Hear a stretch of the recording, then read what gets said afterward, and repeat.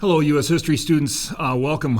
Today we got lesson 4.3 on the Civil War. And this one is really about setting up the chessboard, so to speak. Who are some of the key figures involved? What is each side going to be trying to do? So that's what I want to jump in and explore with you today. And along the way, I have a couple pieces that I think are really key to understanding the dynamics of how the war played out. The first thing I want to start with, though, is just a question that is deceptively simple. Why did the South secede, right? I mean, certainly a lot of students would say, I guess something slavery, right? Or maybe if we're trying to be more difficult or tricky, we'll say, well, it was, states' rights or something like this. But at the beginning here, I just think it's worthwhile to say, rather than listen to Mr. Welly's analysis, let's just listen to a key voice in the Confederacy. Alexander Stephens is the vice president of the Confederate States of America, vice president to Jefferson Davis. And unlike Jefferson Davis, Stephens is really, he is an ideologue. He considers himself kind of a visionary. And at the same time that Lincoln is delivering his inaugural address about trying to reconcile with the South one last time, Stephens is delivering this speech that really became famous as it's called the Cornerstone speech. And it was like the Southern conception of here's why we left. Here's what this war means to us. Here's what the cause was. And then at some point we just say, let's take them at their word. So we'll read a few words from Stephens here. So Stephens said, slavery was the immediate cause of the late rupture and the present revolution. Right? So if you're going to say, why did the South secede? Slavery, I'd say the Confederacy would agree with you. The Confederacy would say, yeah, slavery is the factor here. The prevailing ideas entertained by Jefferson and most of the leading statesmen at the time of the formation of the old Constitution, that is, the American founding, were that enslavement of the African was in violation of the laws of nature, that it was wrong in principle, socially, morally, and politically. It was an evil that they knew not well how to deal with, but the general opinion of the men of that day was that somehow or other, in the order of providence, the institution would be evanescent and pass away. Those ideas were fundamentally wrong. Okay, so here, I completely agree with Stephens' analysis. He's like, look, the founders said it was evil, and they were hopeful, they believed it would pass away, and then he sort of makes this pivot, and he says, and they were wrong. They rested upon the assumption of the equality of the races. This was an error. Our new government is founded upon exactly the opposite idea. Its foundations are laid, its cornerstone rests upon the great truth that the Negro is not equal to the white man. That slavery, subordination to the superior race, is his, meaning the Negro's, natural and normal condition. This, our new government, is the first in the history of the world based upon this great physical, philosophical, and moral truth. This truth has been slow in the process of its development, like all other truths in the various departments of science. The Negro, by nature or by the curse against Canaan, is fitted for that condition which he occupies in our system, which of course is being enslaved. So he's like, this is natural, it's good. The stone which was rejected by the first builders is become the chief of the corner, the real cornerstone in our new edifice. The founders, they believed in racial equality, and that led them to this faulty idea that slavery was evil. We believe in the great truth of white supremacy, that the Negro is fitted for slavery. And so the founders rejected that stone. We have made that our cornerstone. That is the cornerstone of our new edifice. Yikes is my kind of one-word reaction to this. We'll take them at their word. And guys, I'll just say, when I was young and when I studied the Civil War and when I told you some of those stories of my early fascination with this, I always sort of, I don't know, I held this view that the Confederacy, well, I'm glad the Confederacy lost. I loved the United States, but the Confederacy had this sort of nobility to it in some way. I don't know where that came from. I just sort of held that. That's fine. And I think the older I've gotten and the more I just reflect on stuff like this, I'm just like, man, they were dead wrong. Oh my gosh, this is incredible how kind of wicked this is, that the ideas that they were building this upon. So, this is a shortened version of the lesson, but I did not want to take this piece out. I think it's really key to just say, listen to Confederate leaders on why they're fighting. The reasons ought to disturb us. Okay, now let's talk about the actual strategies. So we're going to have this conflict between the United States of America, or the Union, and the Confederate States of America, which is the former southern states of the United States. For the United States, the goal is preserve the United States, maintain the United States, do not let them leave. Right? Say the Union is perpetual, as Andrew Jackson said. We don't let the southern states leave because that will eventually, we can just see the handwriting on the wall. If that is established, that will eventually lead to the dissolution of all the states and the dissolution of what had been the United States into a North American version of Europe. For the Confederacy, their goal, of course, is independence. Now, that is a potent goal to fight for, like an emotionally potent goal, and that's going to be a key advantage for them in many ways. The strategies for the United States are just to kind of strangle, to wring the neck of the Confederacy, to choke them out. Get them, as I'll show you in a second, get them in a chokehold as best you can, and just wait till they say uncle, wait till they give up. You have to crush that spirit of rebellion, crush that desire to secede. And for the South, the goal is to frustrate the Union, right? To hang around, to make life difficult, to, however long it will take, to just frustrate and thwart them until Americans, Northerners, just get tired of the struggle, all right?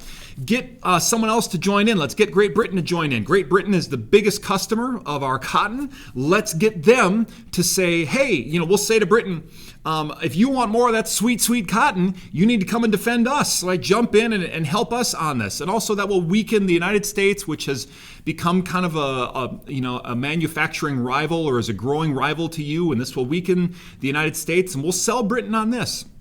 And I'll say, guys, initially Britain is sort of like, that's interesting. That's an interesting argument. Maybe. Britain is sort of playing footsie with the Confederacy a little bit. But the southern states had hurt themselves because they had overproduced cotton throughout the 1850s, and Britain was able to say, right now, at the moment, we do not need more cotton for our factories. We can hold off for a little bit, so we're not going to make a decision at the moment.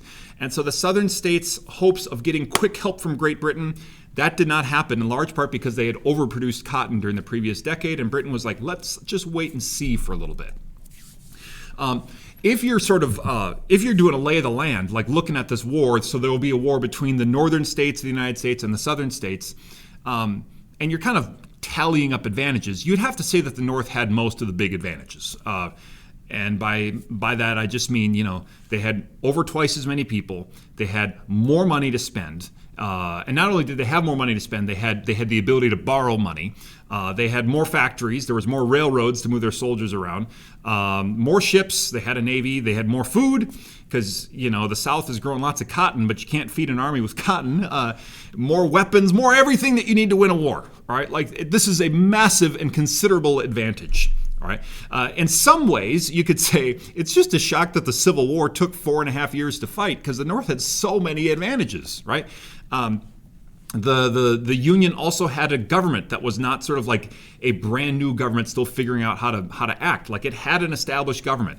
When you look back in the hindsight of time, you say the Union had Abraham Lincoln, like one of the only people who clearly saw the war and how it needed to happen from the inception, from the beginning. Now, at the time, as we'll see, a lot of Northerners didn't really agree that Lincoln was a visionary or particularly the leader that they needed at that moment. But in hindsight, you say the Union has Abraham Lincoln. That's a considerable piece for them.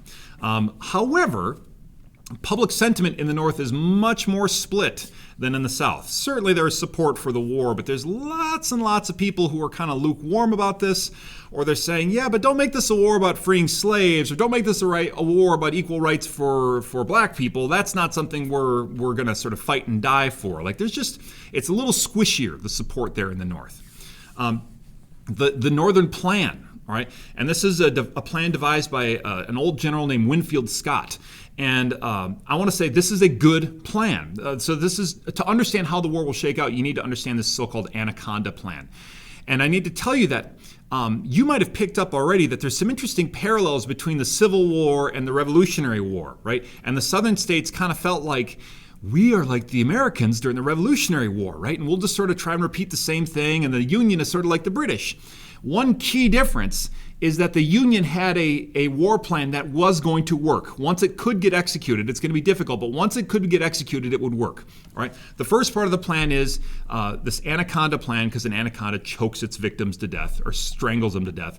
A naval blockade. The Union has a navy, so we are going to prevent the South from trading. All right, we're going to prevent them from exporting their cotton. We're going to prevent them from getting their supplies. The South is not well equipped to provide for themselves during this war. They need to trade and get that from elsewhere. We're not going to let them do that.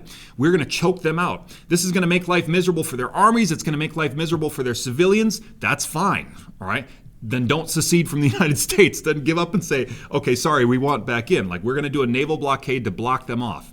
We will capture Richmond, right, which is the Confederate capital. And the main thing that means as the war goes on is like, we will take out the Army of Northern Virginia, Robert E. Lee's army. We will take that army out.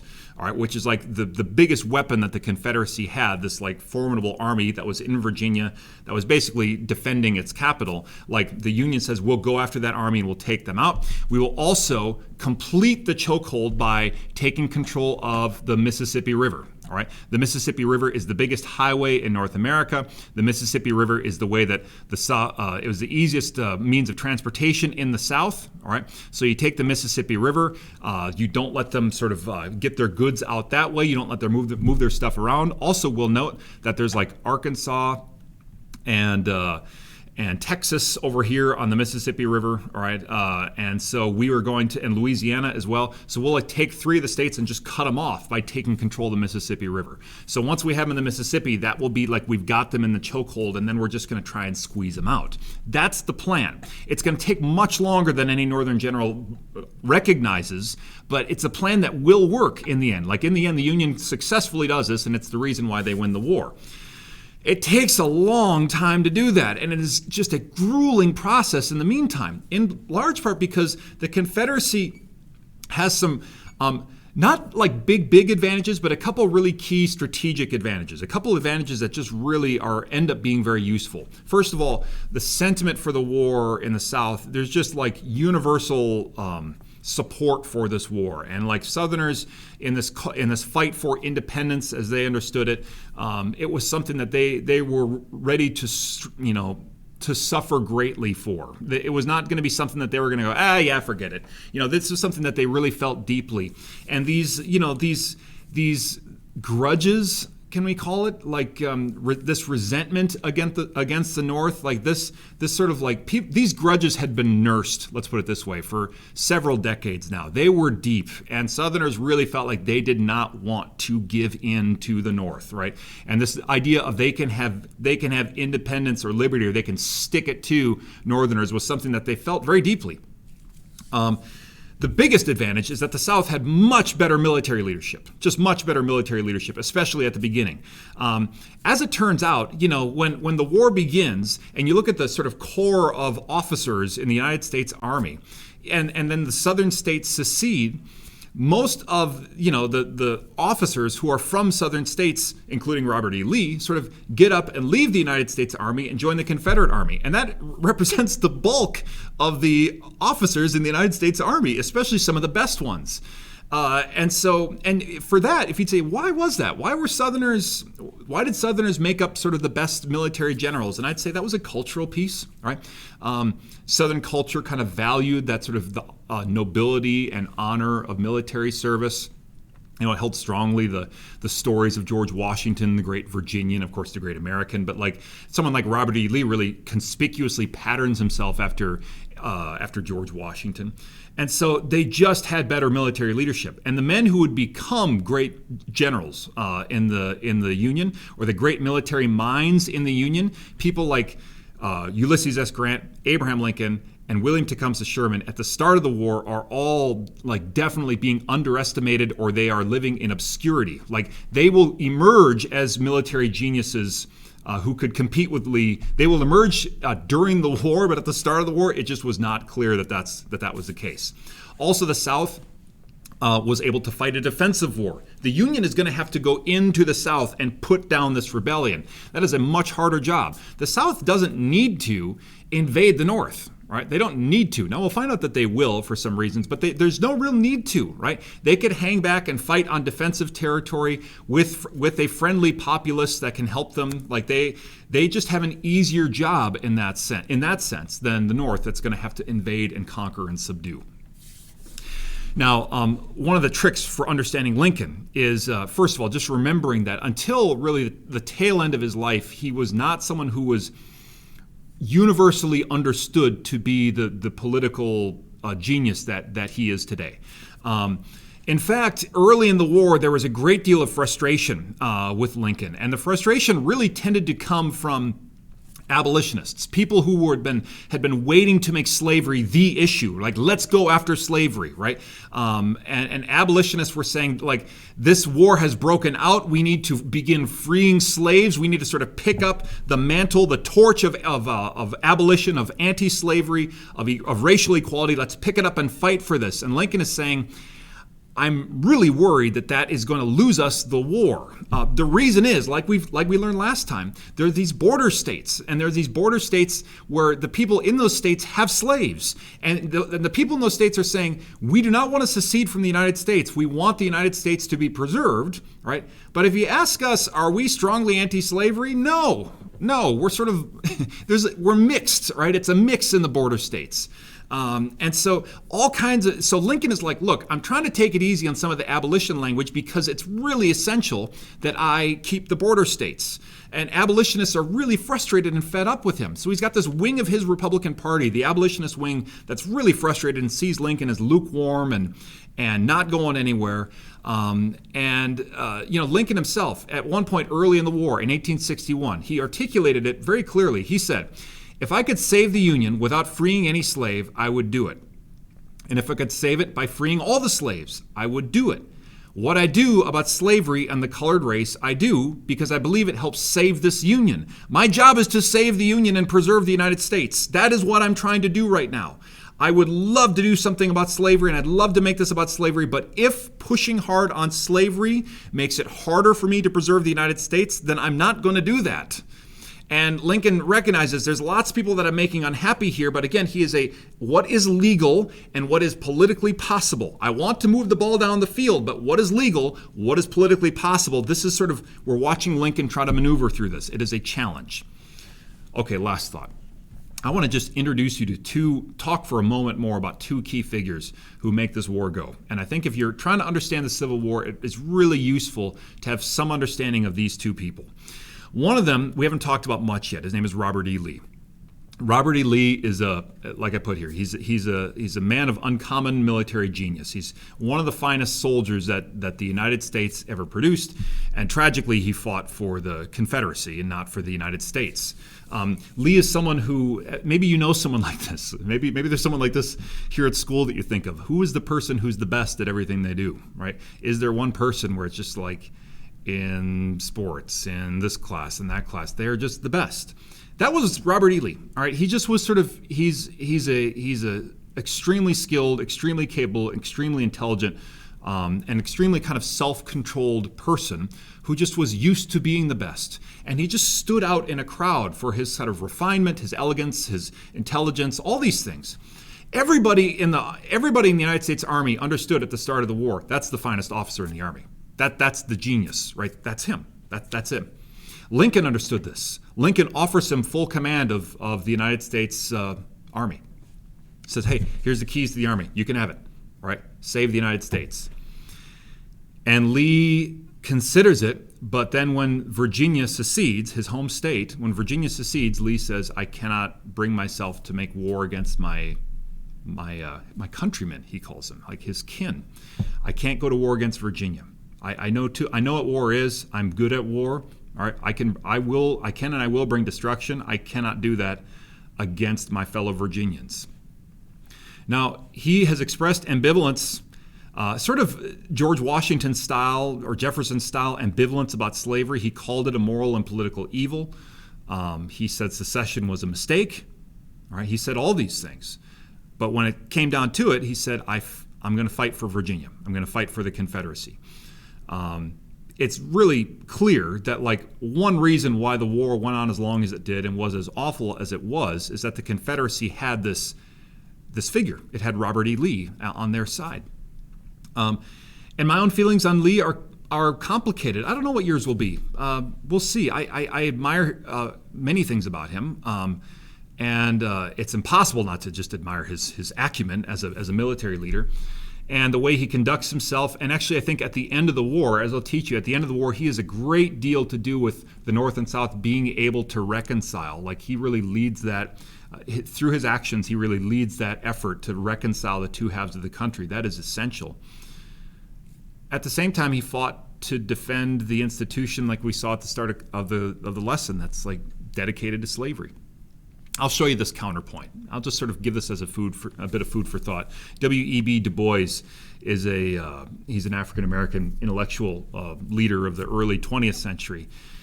And he has this criticism of Lee. I'll share it here and I'll just let you consider what you think.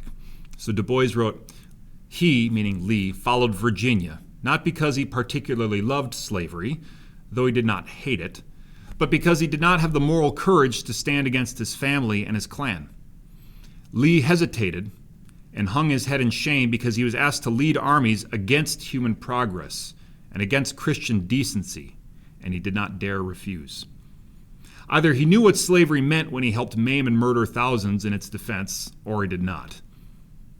If he not, he was a fool. If he did, Robert E. Lee was a traitor and a rebel, not indeed to his country, but to humanity and humanity's God. Is that fair? Is that too strong? I'll leave that to you, students.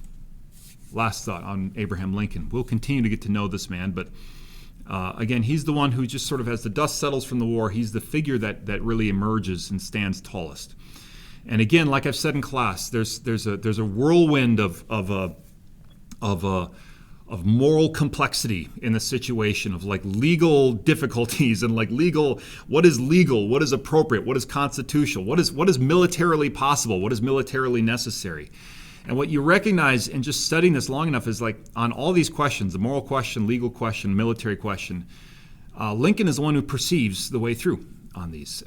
Amidst all the noise and amidst all the shouting, he's the one who could perceive his way through. People did not see this about him at first. Again, because he was an awkward person, right? He just was not refined.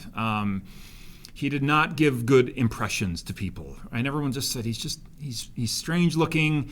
He just tells kind of weird jokes sometimes, and he seems to, he just seems so hopelessly sad sometimes. He wasn't like a charismatic captain of the football team figure, right?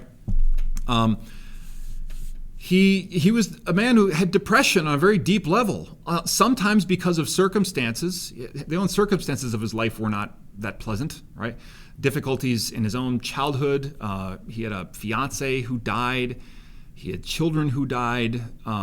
He had a marriage that was very difficult with a woman who was sort of unstable in her own way, though intelligent, unstable, and he was kind of carrying her. He was just used to carrying people and carrying burdens silently, and he had to kind of carry the country in a sense. And people would say like there just was a cloud over him much of the time. But then he would tell a story. He'd say, this reminds me of a story. And it was just kind of a homespun kind of parable almost, a joke. And it would illustrate a point, and he would kind of come to life, become animated there.